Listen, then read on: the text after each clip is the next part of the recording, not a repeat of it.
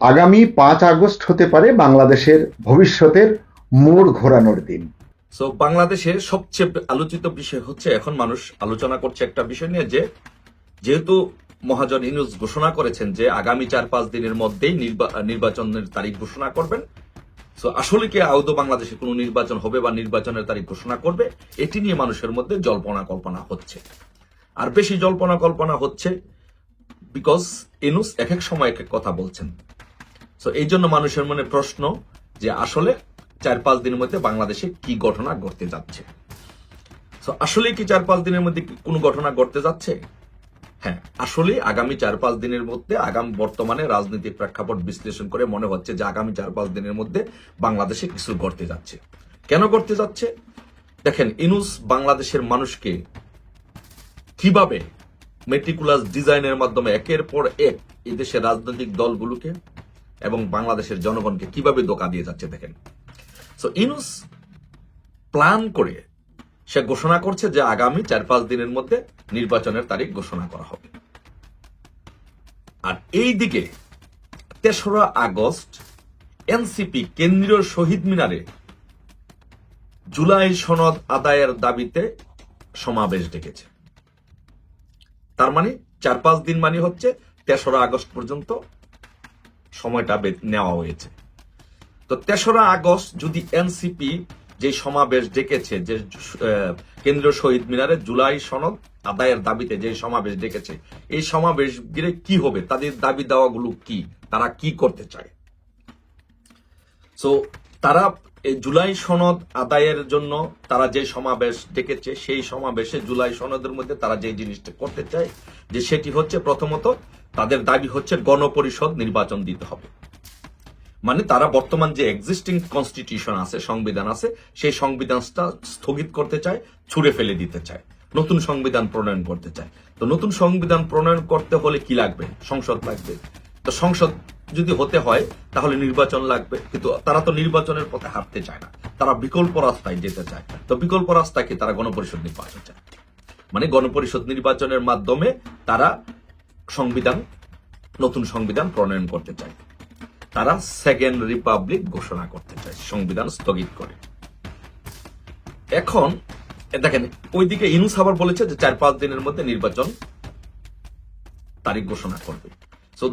দেশের মানুষের সাথে প্রতারণার ফাঁদটা, লেভেলটা দেখেন কিরকম, এবং দেশে কি হতে যাচ্ছে এটা দেখেন।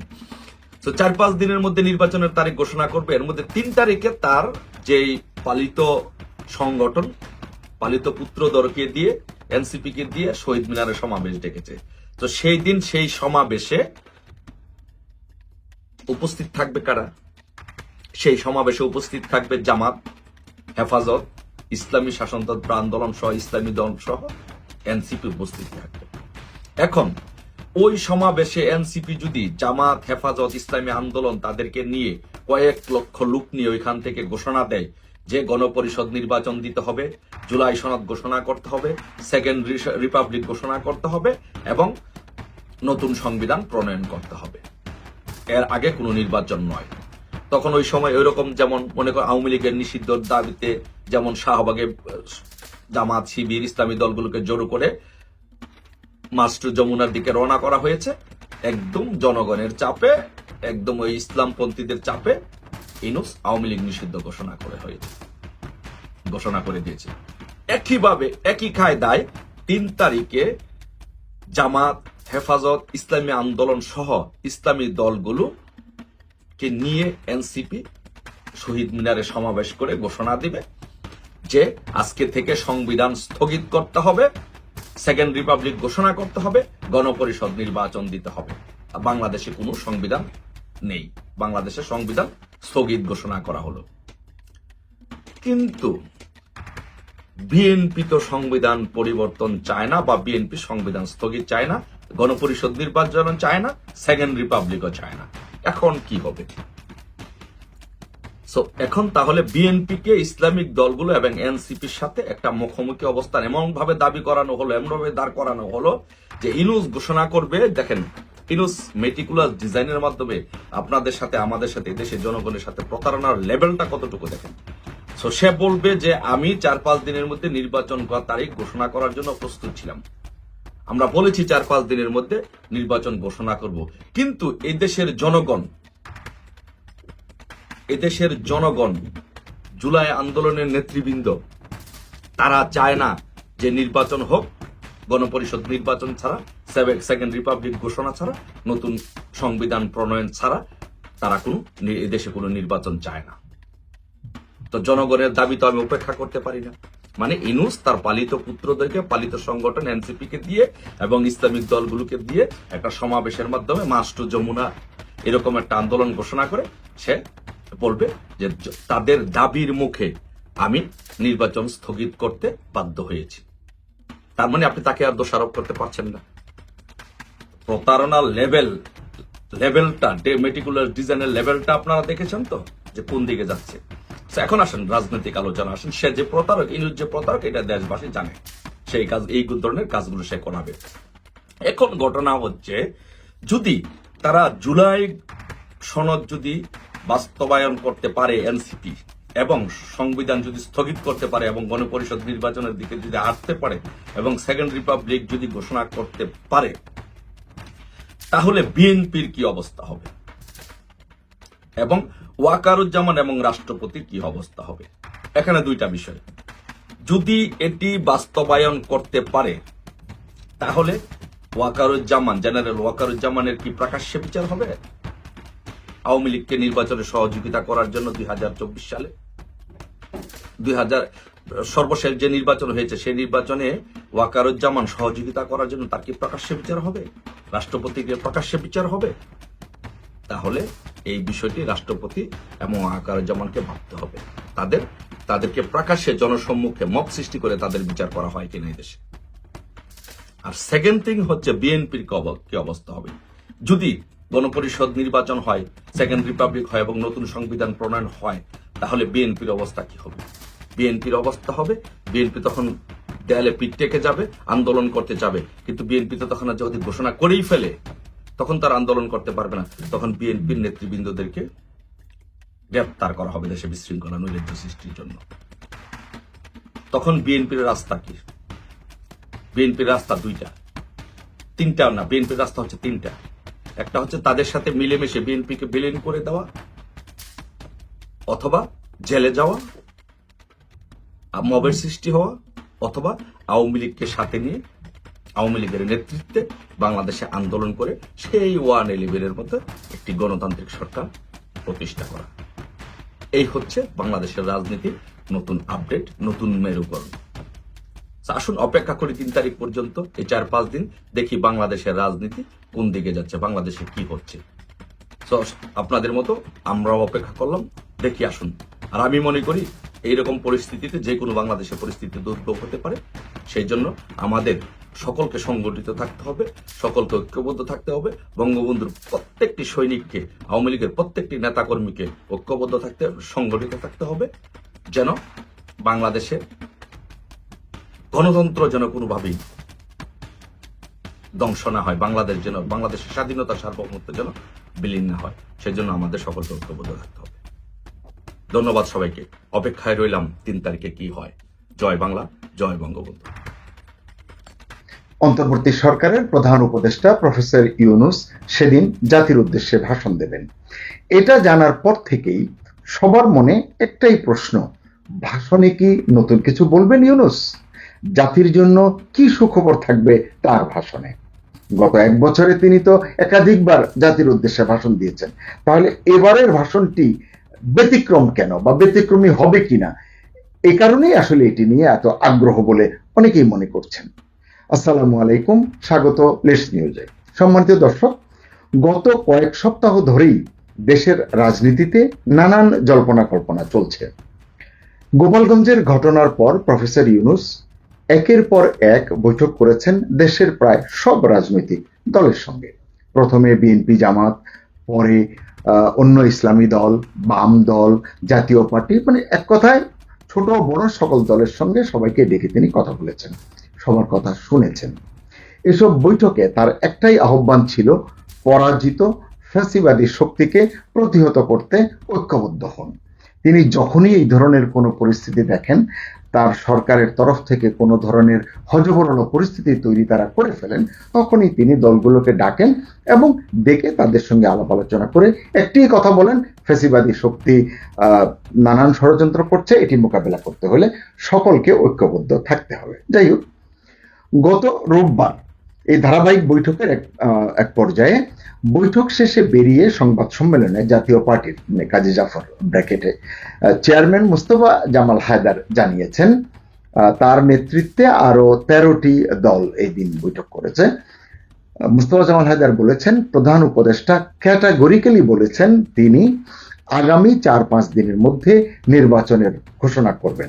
আসলে হয়তো 3-4-5 দিন না, হয়তো 8 দিন 10 দিন, হিসাব অনুযায়ী 10-12 দিন হয়ে যায়। এরপর থেকেই রাজনীতির মাঠে নানান হিসাবের সমীকরণ চালু হয়েছে, নানানজন নানান কথা বলছেন। আপনারা জানেন প্রফেসর ইউনূস এর আগে বলেছিলেন তিনি দেশে একটি ইতিহাস সেরা সুন্দর নির্বাচন করতে চান, সেই নির্বাচনের জন্য তিনি পুরো জাতির সহযোগিতা চান, এটিও তিনি বারবার বলেছেন। তো এখন আমরা যদি একটু দেখি যে 5 আগস্ট কেন ভাষণ দেবেন প্রফেসর ইউনূস। তিনি তো অন্তর্বর্তী সরকার গঠন করেছেন, শপথ নিয়েছেন গত বছরের 8 আগস্ট, সেই হিসেবে 8 আগস্ট হতে পারে তার সরকারের বর্ষপূর্তি, কিন্তু ছাত্র জনতার ঐতিহাসিক গণ অভ্যুত্থানের দিন 5 আগস্টকে প্রতীকীভাবেই বেছে নিয়েছেন প্রফেসর ইউনূস, কারণ এই দিনেই সফল হয়েছিল ছাত্র জনতার গণ অভ্যুত্থান। এই যে তিনি ভাষণ দেবেন, এটি ছড়িয়ে পড়ার পর থেকেই দেশ জুড়ে কৌতূহল সৃষ্টি হয়েছে, তৈরি হয়েছে বিভিন্ন মাত্রার আগ্রহ। সবার মনে একটি প্রশ্ন, কি থাকবে 5 আগস্টের ভাষণে, কি বলবেন প্রফেসর মোহাম্মদ ইউনূস। গত 1 বছরে তিনি তো একাধিকবার জাতির উদ্দেশ্যে ভাষণ দিয়েছেন, তাহলে এবারের ভাষণটি ব্যতিক্রম কেন বা ব্যতিক্রমী হবে কিনা, এই কারণেই আসলে এটি নিয়ে এত আগ্রহ বলে অনেকেই মনে করছেন। সুনির্দিষ্ট করে যদি একটু দেখি আমরা, যে এর কারণগুলো যদি একটু দেখি, বিভিন্ন সূত্র এবং সরকারি সূত্র, রাজনৈতিক সূত্র, তারা কিছু ইশারা ইঙ্গিত দিচ্ছেন। তারা বলছেন যে 5 আগস্টের ভাষণে প্রফেসর ইউনূস জানাতে পারেন বহুল কাঙ্ক্ষিত আগামী নির্বাচনের সম্ভাব্য সময়সীমা এবং এর প্রক্রিয়ার সম্ভাব্য রূপরেখা, জুলাই সনদের খসড়া এবং ঐক্যমত্যের অগ্রগতি, রাষ্ট্র সংস্কারের অগ্রগতি, এছাড়া আরো কিছু গুরুত্বপূর্ণ ইস্যু থাকবে তার ভাষণে, এমনটি জানা যাচ্ছে। যার ভিত্তিতে ওই যে সম্ভাব্য সময়সীমা যে তিনি দিবেন, যার ভিত্তিতে পরে নির্বাচন কমিশন নির্বাচনের আনুষ্ঠানিক সময়সূচি জানাবে। আমরা জানি ফেব্রুয়ারির 2য় সপ্তাহে ভোট হতে পারে। কিভাবে জানি এবং তারিখটাও আমরা জানি 2026 সালের 12 ফেব্রুয়ারি। আসলে এই জল্পনাটি শুরু হয়েছে গত 13 জুন লন্ডনে বিএনপির ভারপ্রাপ্ত চেয়ারম্যান তারেক রহমানের সঙ্গে প্রফেসর ইউনূসের বৈঠকের পর থেকেই এই জল্পনাটি চলছে। তারপরে মাঝে মধ্যে নানান কারণে এই আলোচনায় সন্দেহ দেখা দিয়েছে, সংশয় দানা বেঁধেছে। যাই হোক, গণ অভ্যুত্থানের বছর পূর্তি আগামী 5 আগস্ট, এ কারণেই 5 আগস্টের ভাষণের দিকে এখন সবার মনোযোগ।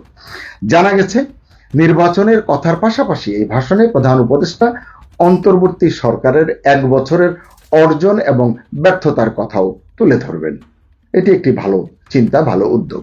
এদিকে দেশে নির্বাচনের আলামত তেমন দৃশ্যমান না হলেও নির্বাচন কমিশনও সব ধরনের প্রস্তুতি নিচ্ছে বলে বা নিতে শুরু করেছে বলে জানা গেছে। তফসিল ঘোষণার আগে আইন শৃঙ্খলা পরিস্থিতি নিয়ে বড় ধরনের পর্যালোচনা সভা করবে ইলেকশন কমিশন, এর কার্যপত্র প্রস্তুত হয়েছে বলে জানা গেছে। আরো জানা গেছে এবারের নির্বাচন ধাপে ধাপে অনুষ্ঠিত হতে পারে, অর্থাৎ একদিনে নয়, কয়েকদিনে। এবং এটি কিভাবে হতে পারে, এইসব প্রক্রিয়া, এই সমস্ত পদ্ধতি, এই সমস্ত সঠিক উপায়টি আসলে খোঁজা হচ্ছে। নির্বাচন কমিশন এটি নিয়ে কাজ করছে, বা সংশ্লিষ্ট যারা নির্বাচনের সঙ্গে সম্পৃক্ত তারাও এটি ভাবছেন। জানা গেছে সেনাবাহিনী এবারের নির্বাচনে গুরুত্বপূর্ণ ভূমিকা পালন করবে। আগের মতো স্ট্রাইকিং ফোর্স হিসেবে তাদের নিরাপদ দূরত্বে বসিয়ে রাখা হবে না। এমনিতেই তো তাদের হাতে এখন ম্যাজিস্ট্রেসি পাওয়ার রয়েছে, তা সত্ত্বেও আসলে আইন শৃঙ্খলা পরিস্থিতিতে তেমন উন্নতি হচ্ছে না।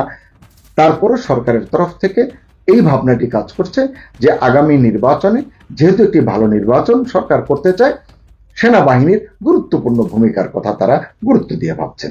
এছাড়া ইলেকশন কমিশনের আরপিওতে আইন শৃঙ্খলা বাহিনীর কার্যক্রমের ধারায় সেনা, নৌ, বিমান, কোস্টগার্ড এবং র্যাবের নামও অন্তর্ভুক্ত করা হচ্ছে। নির্বাচনের ভোট কেন্দ্রগুলোতে ক্লোজ সার্কিট ক্যামেরা এবং ড্রোন ব্যবহার করে নজরদারির আওতায় আনা হচ্ছে। তবে সবকিছুই আসলে চূড়ান্ত হবে প্রধান উপদেষ্টার 5 আগস্টের ভাষণের পর। তিনি নির্বাচন নিয়ে কি বলেন, কতটুকু বলেন তারপর। এছাড়া আগস্টের প্রথম সপ্তাহে আমরা জানি জুলাই সনদ ঘোষণা হবার কথা। এটা 3 বা 4 আগস্ট হতে পারে। এই ঘোষণায় সব দল স্বাক্ষর করবে। ঐকমত্য কমিশনের সহসভাপতি আলী রিয়াজ বলেছেন, সোমবার থেকে জুলাই সনদের খসড়া কপি রাজনৈতিক দলগুলোকে পাঠানো হচ্ছে। তারা এতে তাদের সুপারিশ ও মতামত দেবে। এ নিয়ে ঐকমত্য কমিশনের আরো একটি বৈঠক সম্ভবত হবে। এরপরই এটি চূড়ান্ত দলিল হিসেবে রূপ পাবে। এদিকে রাষ্ট্র মেরামতের জন্য গুরুত্বপূর্ণ সংস্কার প্রস্তাব নিয়ে আমরা জানি ঐকমত্য কমিশনের সঙ্গে রাজনৈতিক দলগুলোর বৈঠক প্রায় শেষ হয়ে এসেছে। বেশিরভাগ সংস্কার প্রস্তাবেই সবাই একমত হয়েছেন। কয়েকটি বিষয় বাকি আছে, এগুলোর ব্যাপারেও তারা ঐকমত্যে পৌঁছে যাবেন বলে সবাই আশাবাদ ব্যক্ত করেছেন। তাই 5 আগস্ট প্রফেসর ইউনূস জাতিকে কি বার্তা দেবেন সেদিকেই এখন সবার মনোযোগ, কারণ সেটাই ঠিক করে দেবে আগামী দিনের বাংলাদেশের রাজনীতির গতিপথ। আপনিও চোখ কান খোলা রাখুন, আগামী 5 আগস্টই হয়তো মিলবে সেই উত্তর।